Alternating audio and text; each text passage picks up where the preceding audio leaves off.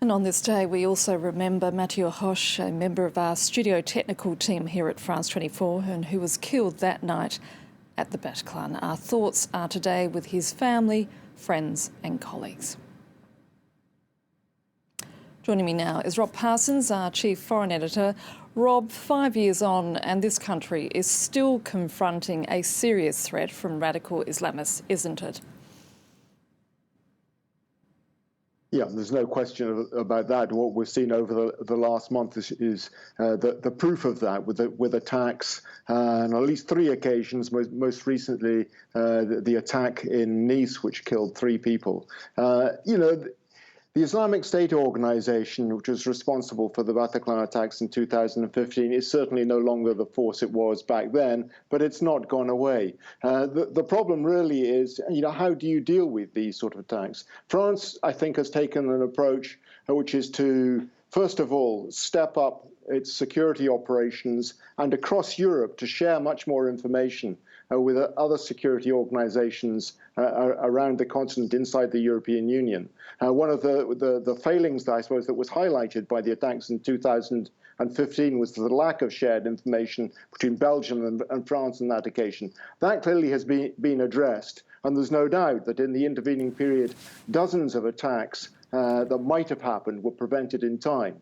The problem, though, is when you're trying to deal with so-called lone wolf attacks, they come from off the radar often, and no amount of security, no amount of information and tracking the internet can prepare you for that sort of thing. So you have to have an additional approach, which I think is the one France is adopting, which is of trying to attempt a de-radicalization of the elements of society which are susceptible to the sort of jihadist ideology that we've seen in the past and led to the attacks at the Bataclan.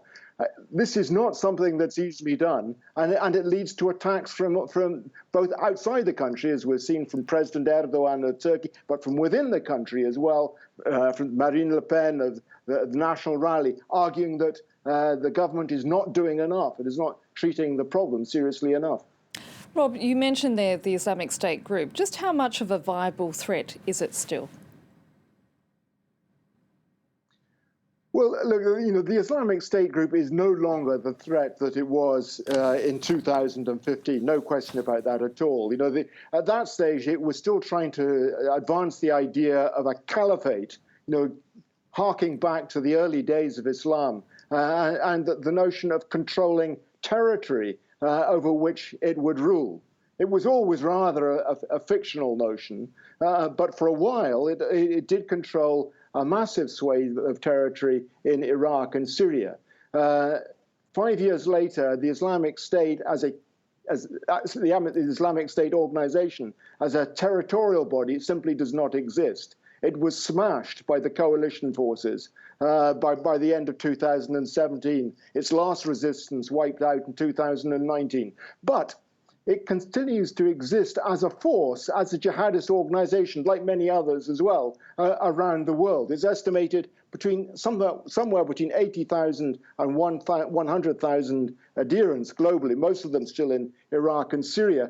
But we've seen attacks, most recently Afghanistan, in Somalia, in Mozambique, in the Sahel, by organizations claiming to owe their loyalty to the Islamic State organization. So it clearly still does exist, and it clearly still is a threat.